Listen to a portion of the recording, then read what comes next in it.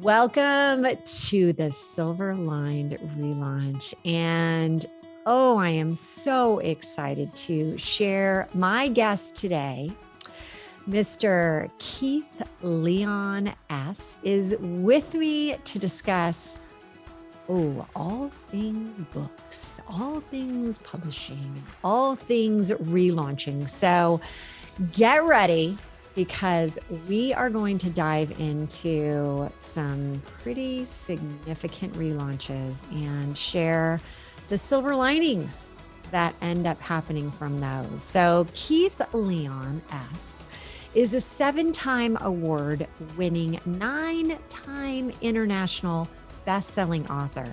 He owns a successful publishing company and is a speaker trainer who's well known as the book guy. Keith's passion is teaching people how to go from first thought to bestseller and create what he calls the world's greatest business card. This episode is brought to you by the Fired Up Entrepreneur Program. And this is a program that we are so proud of.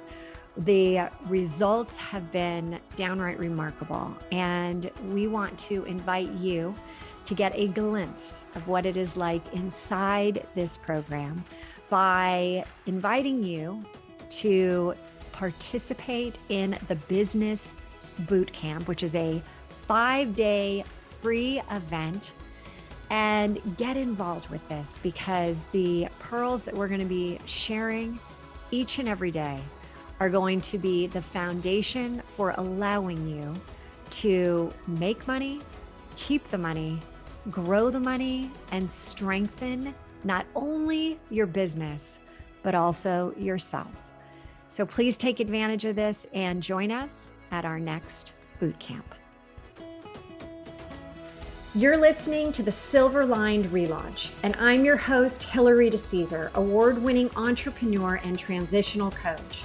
Each week, I'll invite you to tune into inspirational stories, revealing how you too can turn ordinary experiences into the extraordinary. Feeling stuck? I'll share step-by-step strategies to fuel your ability to experience a life where silver linings are both abundant and possible. Keith, welcome to the show. Hi, thank you for having me. Well, it is so much fun because I had the pleasure of talking to you, sharing with you my own journey of writing my book. And as we continued to talk, I'm like, oh my gosh, there's just such a wealth of knowledge. But before we dive into that, you didn't just become all of these incredible, 7-time award-winning, best-selling, international, 9-time, all these great things. There was a process and actually a lot of relaunches along the way. So could we start with, the most significant relaunches that you've had so far? Well, I think when we originally connected, I had shared with you that my first book, The 7 Steps to Successful Relationships, I wrote with my wife, and we got John Gray, the author of Men Are From Mars, Women Are From Venus, to endorse our book. And I thought that book was going to fly off the shelf. And I got to tell you, Hillary, it didn't even fall off the shelf because I didn't know what to do with it. I had no clue. I just thought, we had all these great endorsements and I was just going to, it was going to sell itself, right? And I just really didn't know anything about marketing, any of that. So I just had a book with a great endorsement. And I remember when you said that, I'm like, oh my God. All right. Right. This is for everyone to hear, whether it's a book, whether it's, you can't just assume anything ever. Right. And I got that endorsement from John Gray. I might have asked him while I had him in front of me, do you have any suggestions? Right. But I didn't. So that's when I realized, oh, wow, there's got to be something that all these great authors are doing to get the book out there. And what would that be? And so I did a follow-up project called 1 Million Love Notes, also with my wife. came up with this great idea, and it was cutting edge at the time. Somebody would pay $1 for a love note, and they would send somebody a link, and the person would click the link, and it would go to this page with a bunch of hearts, and you put in a number, and one of the hearts opens up with the message. So sweet. But it was also at the time that Hallmark came out with the free cards. Whoa. No cost cards. And so everybody's like, why would I pay $1 if I could get it for free? So we had two As I'm sitting here, seeming, I'm like, it's a good idea, but isn't that already being done? Like, yes, yeah, yes, yes. yeah.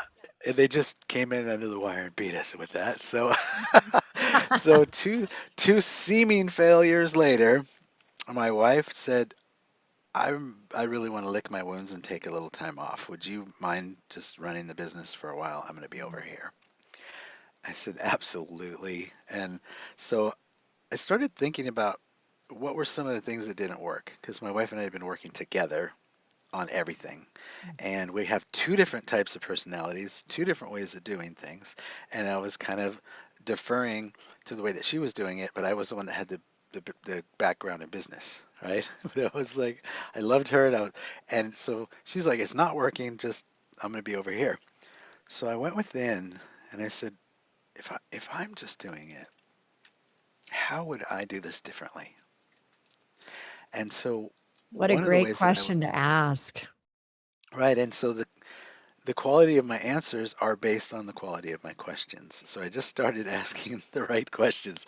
Not why isn't this working? Because the universe goes, yeah, why isn't it? And keeps giving you reasons to ask why. So it was, how would I do this differently? And I went within, and then I waited for an answer. And that's something I'll talk about in a little bit. That is a form of asking that I do that changed the face of everything, my life, my business, relationships, everything. So what I got was that instead of writing my to-do list and sticking to my to-do list, I would have a possibilities list. And I would push my possibility, I would read it in the morning, but I would push the possibility list aside, and I would come up with one question that would put me to my next step, put me to the next place. And I would ask the one question, and then I would wait for the answer. So in prayer and meditation, ask one question and then wait for the answer. So I call that sit, ask, and listen. A lot of people Mm, sitting, right? I Meditating, love praying, mm. chanting, right? We're sitting, we're asking. However, if you're an entrepreneur like me, I didn't listen till I got the answer. I had shiny object syndrome. The next flashy thing that came or stepped in front of me, then I forgot that I even asked a question. So I learned to sit, ask, and listen with one question until I received the answer to the question I that I love this asked. because so many people out there are hearing. We hear a lot of stuff, but we do not listen. We don't listen. Yeah. And then we start to question, right? Wait, did I hear that Yeah. right? Wait, did I hear? I'm very curious about that too, because I love this sit, ask, listen, because I've talked to you about this. I have the book coming out, and I say pause. Like in the book that I wrote, Yes. I've always done this with people. I just say you just got to pause. And for so many of us, we're going so fast and furious, and then we struggle with the why isn't it working? Why isn't this? And Yeah. we don't sit Right. enough. That is so awesome. I love that. So, Yeah. this sit, ask, and listen, can you go into more detail about what, like, really, how do you do this? Yeah. Well, specifically at that time, it was what is the next project that I should do? And then I got a book. Okay, great. What is the name of the book? And I breathed into that and I said, what is the name of that book? And I got this download, this flash, this vision of when I was in my early 20s, I went and on a deep search for my purpose in life. And I would go and I'd listen to anybody speak. I was asking people like, "What do you think my purpose is?" In If there your was someone on the 20s? soapbox, yeah, Keith, there's, you were very evolved at 20. yeah. I wanted to know like, why I'm am I impressed. here? And every church, every synagogue, every mosque, I went and trying to figure out the purpose of my life and why I was here. And I remembered that, and I thought, okay, what's a great book title that would grab people's attention? And I sat with that, and I got Who Do You Think You Are? I'm like, that's a great book title because so many people have like drama attached or a story attached to that. It certainly get people's attention. So Who Do You Think You Are? That's a great name. Thank you. Wrote it down. Um, and subtitle, Discover the Purpose of Your Life. So who do you think you are? Discover the purpose of your life. That's gets your attention, makes you go, what is it? What does that mean? And then the subtitle tells you what you'll receive if you read the book. So then I'm like, do I write the book? Is it like an interview book? Yes. Oh, okay. It's an interview book. So started reaching out to, I reached out to 10 people from The Secret. I asked them all if I could ask them 3 questions. That's it. 10 minutes in and out, 3 questions. I would record it, and that's all I would do was ask the 3 questions. I wouldn't keep them on the I phone need to know what forever. the three questions were. Right, right, right. So the first question is, who do you think you are? Meaning, Mm, mm, why are you here on Earth? What is your purpose? And the mm. second is, what series of events led to your discovery? And third, what would you, let me get the exact question. If you could give advice to those who are still searching for their purpose in life, what would it be? And Those are so I, so good. so juicy, right? And so I ended up reaching out, contacting, and getting yeses from 64 people that I felt were living their purpose in their life. Many of those people were the top authors, top marketers, top speakers in the world. And I showed up. I kept my promise. 3 questions, 10 minutes. That's it, right? That's what we committed to. And then I would say, okay, we're done. I'll be back to you with the transcript so you can approve it. And they go, wait, Keith, wait, tell me more about what you're doing. This sounds good. So now we were on their time. I had kept my agreement, but they wanted to know more. So then I could freely tell them Keith, about what I was this up to, is right? brilliant. Yeah. No wonder these are, nine international best-selling books. These are so Yeah. cool. That is awesome. Yeah. I love it. Now, Yeah. one thing that I would like to know is the advice. Can you share a couple of those nuggets of advice of how to actually find the purpose? Well, here's the most interesting thing. They all had different stories and they all had different ways of saying the very same thing. But one person said it very clearly in 10 words. They said, go within, go within, go within, go within, go within. Okay. Okay. And Who was so that? each and every one of them Those critical two words go within. within, yeah, yeah. It's a dear friend of mine who's since passed, who was an actress. And That is J.K. just, J. Karen Thomas was her name, and ah, uh, and so once she said that, and then I went back and started reading the interviews, I was like, we're all saying this. Every one of us, every one of them is saying the same thing. They're just putting different words and different stories on it. But it was really sit, ask, listen, right? Or at least okay. sit, So for ask, everyone listening right right? now, all the audience out there, you've just been given like the biggest secret right there. I Yeah, mean, go within. And in order to do that, sit, ask, ask, listen. listen. Yeah, You know what, those. this is, I think everything you're saying, it falls so nicely in line. I put people through a 5 step process, which begins with the pause, as you said. And it's just, yeah, and I always have like the last step is this, it's action. Like once you hear it, Right. once you're listening, Yeah. now go do something with it, right? Right. Yeah, that's where the secret kind of left a lot of people hanging was it didn't say now get up your booty and go do it. Well, Right? and It you know was what's like so I can interesting? make a wish and send it Yeah. out and that's it. And No, you said no. John Assaraf was one of the people that you had, I think, on our last conversation talked to. And he did end up writing the book. And I think it became a New York Times bestseller called The Answer, Yeah, which exactly. is so great. And one of the things the number one is once you listen and you hear it, now do something. So I love that. So I always say that my fifth step is, now you've got to go and actually take action.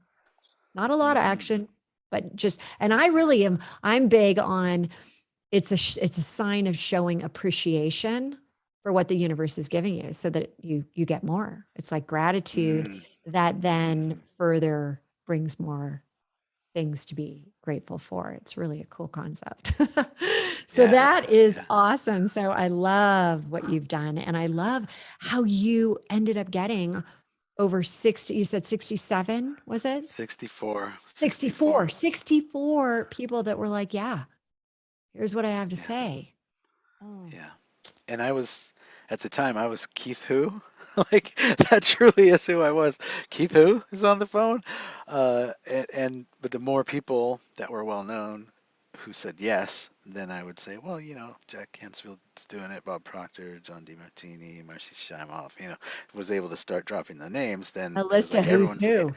yeah, and everyone from The Secret was like, well, if they're in it, then I'm in, right? That's how I got to 10, right? I got one from The Secret, and then I dropped that name, and it just moved on.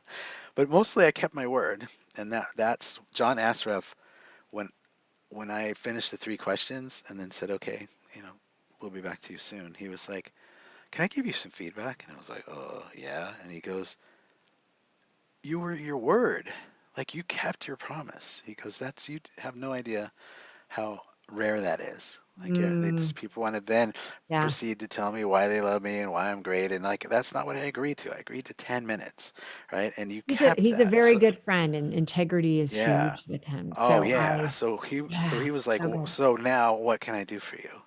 Tell me, Mm. right? And that's what happened is on the other side of this project, I ended up with all the mentors that I ever wanted, and not one of them would charge me, even though when I said, will you mentor me, when and how much, and every one of them said, no, I love what you're doing, I love what you're about, and yeah, yeah, well, let's do it, and So nobody from charged me a there, dime. this has been a major relaunch, and your wife ended up not creating these books with you, correct? At that Right. point, have you gone back and written any book with your wife? No, she's like, I'm good. Yeah, You're hey, doing just fine. whatever you're doing, keep doing it. All right. So Right. But from she is that, my business partner, yeah. and she is the head of the editing arm, right? She's the head of that part of the company. And so she's still totally involved. She just was like realized that I was the one that was supposed to be out front. Oh, And that's so great. And so yeah, from there, you now, as you're called the book guy, tell us right. about being the book guy. Yeah. Okay, so I went on tour with that book. Who do you think you are? Discover the purpose of your life. Yeah. With all the things that those mentors taught me, now I'm speaking in front of 1,000 people instead of 20. And I would get up at the beginning, and when speakers speak, they always have this thing I call the earn the right. So at the very beginning, they tell a story that basically says, here's why it might be a good idea to listen to me, right? So you share how you got to that stage, what got you there. So part of my story was about this book, right? And what I just told you, and how I got all those people to say yes, by being authentic and keeping it simple. And so people, when I just finished 90-minute talk about how to discover your life purpose, would come up and say, hey, you're that book guy. Hey, aren't you the book guy? You're the book guy. And then they would ask me about books. And I was like, whoa, I heard that so many times that I was like, oh, I get it. So I went and looked up at the time the URL. They call me thebookguy.com. Of course, it was available. And I was like, so until I am a household name like Bob Proctor, Jack Canfield, John DeMartini, all these guys, then it's kind of it felt like a responsibility at the time to help others to get their mission and their message out to the world. And that's what Mm. really got me into teaching people how to write their books. And then I did that for a while. And then Jack Canfield was like, you're helping a lot of people. You might want to consider publishing them as well and helping them get it done and assembling a team for that. So consider that, being a publisher. Because he goes, right now you have you know, two bestsellers of your own, and then you did two for your students. So you have four bestsellers with your imprint on it. There's a lot of publishing companies wish they had four bestsellers, he said. So you might want to consider that. And so that's what put us on the path to publishing. Now we stopped counting it at 100 books that we've published, and Wow. have helped thousands to write their books, and so many people to self-publish as well. So, Keith, do you believe that there is a book inside of everyone? Absolutely, at least one, This at one. least one. Well, as I have been writing mine for almost a year now, I'm like, the thought of writing the second one, it kind of does feel in a way like having a baby. And then, you always say, I'm not going to have any more. I'm not going to have any more. And then you get this like crazy, like, I think I don't want another. And I had twins first and then decided to Yeah. have another. People are like, you're really insane. But so glad I did it because I ended up with my daughter, Rosie, on top of Derek and Danny. But there's always that like first moment. And I remember when I really decided, I know there's a book inside of me, but I didn't know even where to begin. What do you suggest to people that are just starting to think about or have that like that kind of like little teeny thing that happens inside of them that's like the beginning of a spark, right? It's like that it hasn't even like gone off yet. It's just kind of like a low flame. Yeah. Follow that first instinct and don't listen to the second and the third and the fourth and the tug of war that happens after that. There's a part of us that always knows what to say and how to say it, what to do and when to do it. And that's our people call it, first instinct, they call it higher self, they call it, a lot of names. But here's what I know. First instinct is right 99 out of 100 times. It's always right. And so when we listen to it and act on it, then that's what changed my life forever. And that's what I was doing with Sit, Ask, and Listen was ask a question, and then whatever I received, then I took action on it. Even though sometimes another voice would come in and try to negate it. And don't we deal with that a lot? I call that voice the little liar because it never tells you the truth. It only The tells you little lies. liar, yes. Yeah. So I tell people to get a first instinct journal, ask a question, close your eyes. What the first thing that comes to you is, write it down right underneath the question, and then be willing to commit to whatever that is. That's what I'm going to stick to. Because after that will come the little liar voice and the tug of war that happens, and it goes back and forth so many times you don't remember what the first instinct was, but you will have it written down so you'll know what it is. And if you are willing to do that, follow your first instinct every time, that will transform anybody's life that's listening to us right now. I That think one that tool. is so accurate, having just written the book on 3HQ and the heart Hmm. to the head to the higher self. And I talk about intuition. And Yes. I get asked quite a bit, how do you know your intuition is right? How do you know that? And as you said, if you continue to doubt, right? It's like, wait, did I hear that right? Wait, did I hear it? Yeah. Do I need to, Yeah.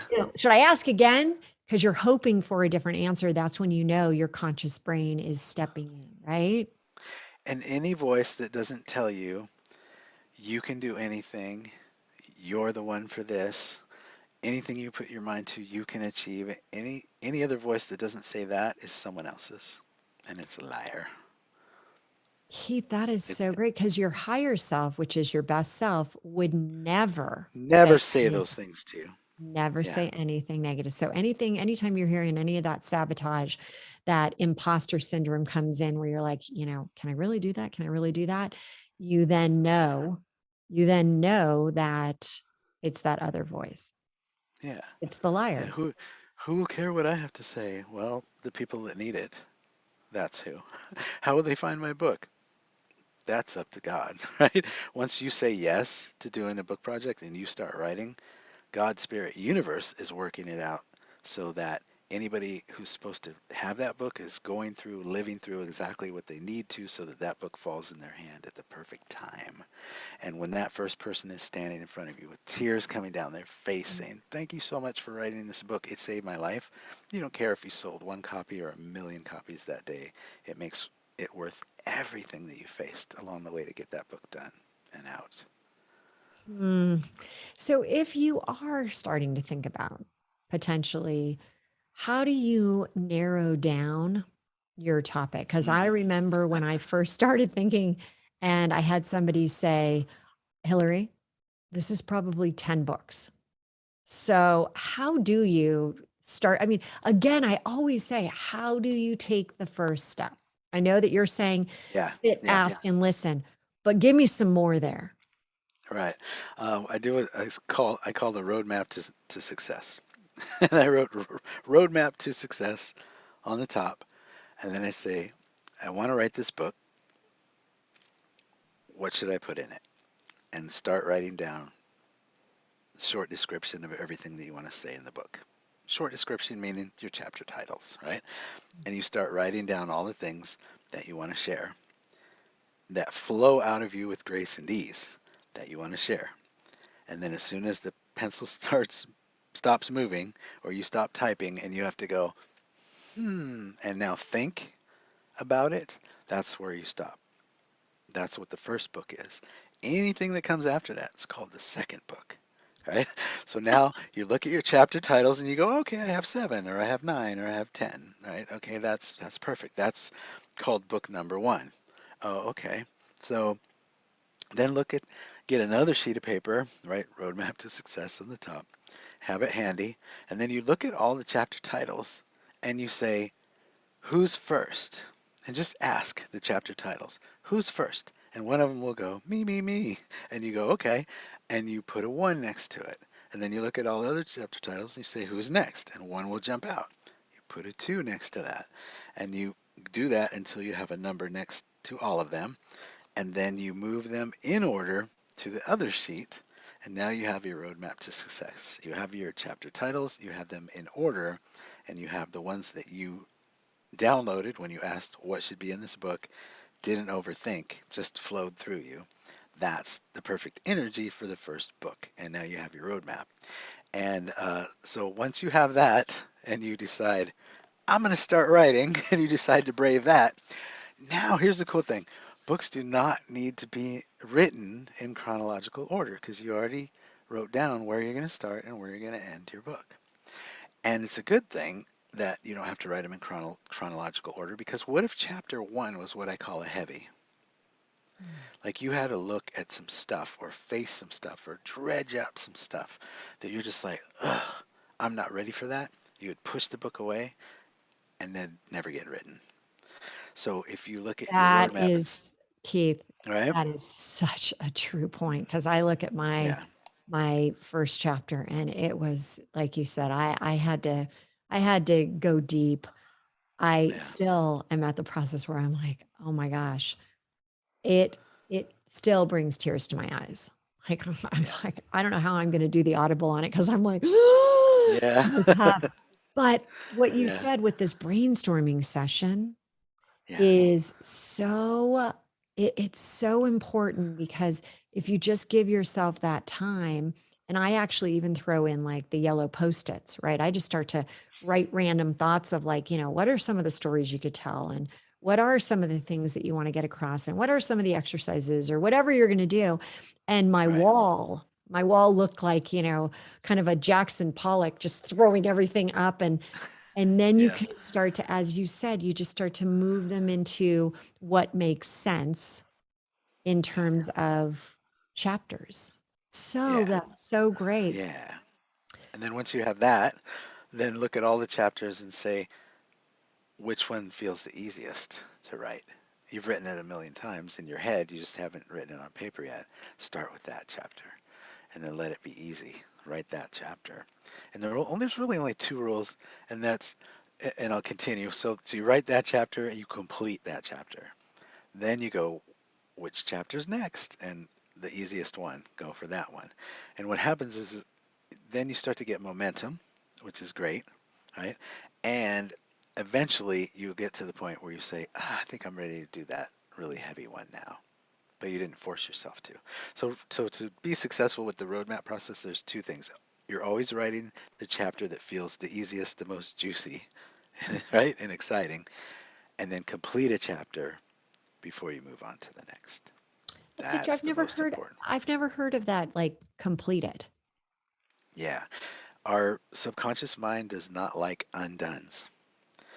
And if you have incomplete chapters, that's undones. And that undones are where writer's block comes in. People call it writer's block. That's a huge part of that. And then the other thing is writer's block is a pissed off inner child. There's a part of us that always wants to play and Okay, it and I'm never sitting wants here, to I'm like work. thinking, I'm thinking through this. Uh-huh. Yep. Okay. There's a part of us that always wants to play and it never wants to work. And believe it or not, it doesn't think writing a book is fun or play. And so if you sit down and get all serious and write a book and you're going to do it for a week, and even on the first day, you get 5, 6 hours, your inner child's going, what is happening? Like, you know, I'm not being paid attention to. I'm not getting to play. And so I've taught many people, and many people have done this process over the years, is if you're a marathon writer like me, you're going to write for long periods of time. You get a timer and you set it for 50 minutes, 50 minutes, and you tell your inner child, okay, I'm going to write for 50 minutes, and then when the alarm goes off, we're going to play for 10. So you write 50 minutes, alarm goes off, you get up, you do something silly, you put on music, you dance around, you do something that's just a blast that your inner child would love. And then you do that and the alarm goes off and then you go, okay, all right, so now's my time again for another 50 minutes, but don't worry, I'll be back and we'll do another 10.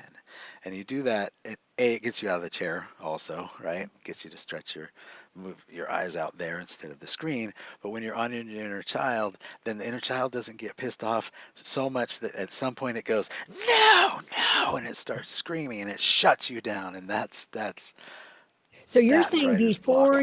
before you turn off your computer, before you shut whatever you're doing, you're saying finish the chapter. I mean, good, bad, ugly, Absolutely. just finish the chapter. Yeah. No, finish Wow. the chapter before you move on to a next Oh, okay. So you chapter. don't have to finish it in one sitting. You just No, no. you just can't bounce around.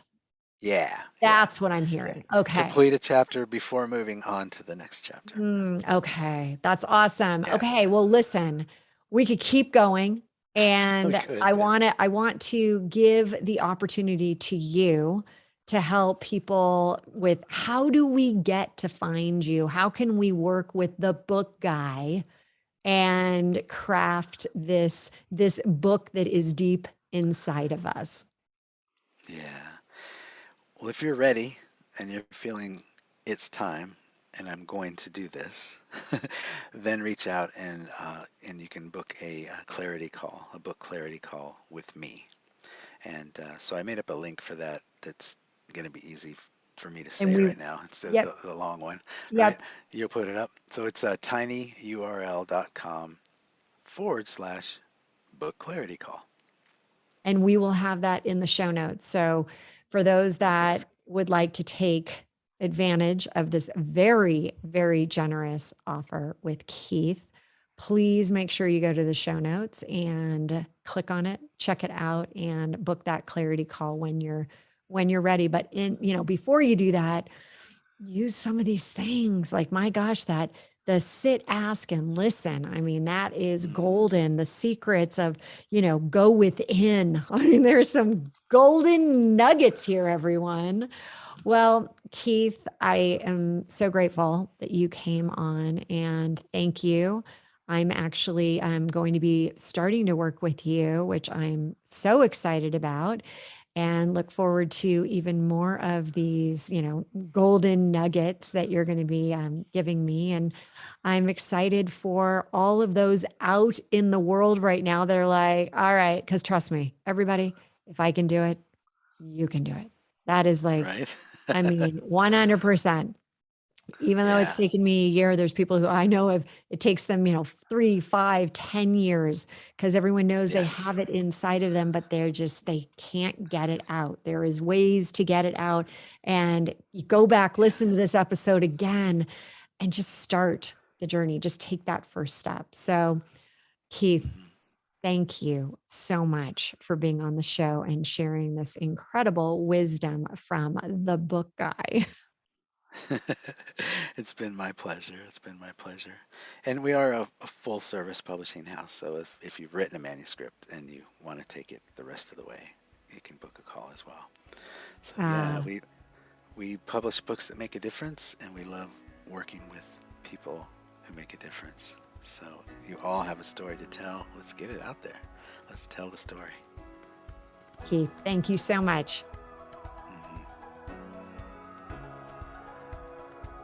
Thank you so much for tuning in to another episode of the Silver Lined Relaunch.